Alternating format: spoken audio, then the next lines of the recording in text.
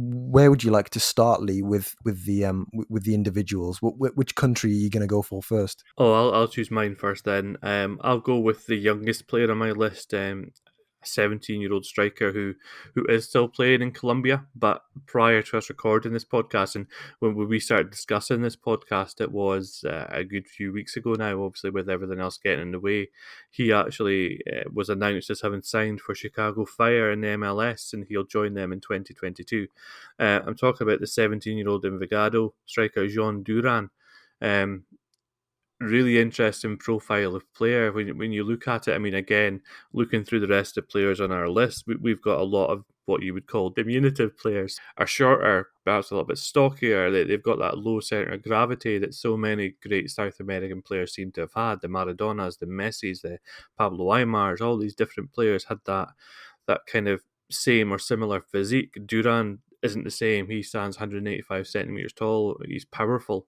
And for a player who's only 17, it's notable when you watch him on the pitch, when you watch him play, because he's very much a number 9. He's a player who's going to play there for the next decade and a half at least throughout his career.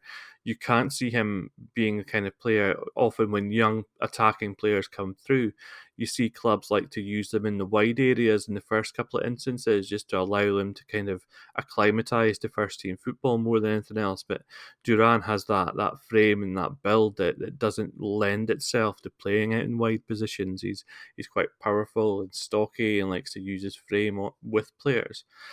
What's interesting is that there's quite a lot of scope, I think, for him to add a little bit of muscle as he gets older. He's got quite a broad-shouldered physique, and you can see him as he starts to develop and starts to grow and starts to get to the point where he's working in weight rooms in more professional environments, if you like. There is an opportunity there for him to really start to build muscle onto his frame, but of course, you have to be careful with that. We saw what happened with Romelu Lukaku when he was at Manchester United, when he perhaps built a little bit too much muscle on his frame, and then you lose some of your movement profile and agility. What Duran gives you at the moment, he's single-minded. He presses really well out of possession. He's quick to close down opposition defenders as they're trying to build up, and whenever a mistake's made, he's so single-minded in his pursuit when he gets the ball.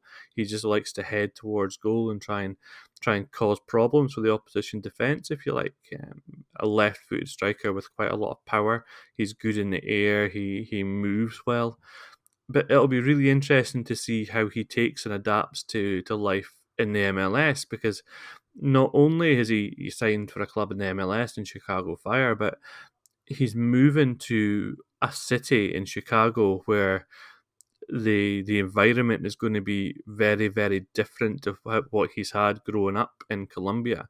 Obviously, Chicago gets extremely cold. For those that don't know, they have a great deal of snowfall.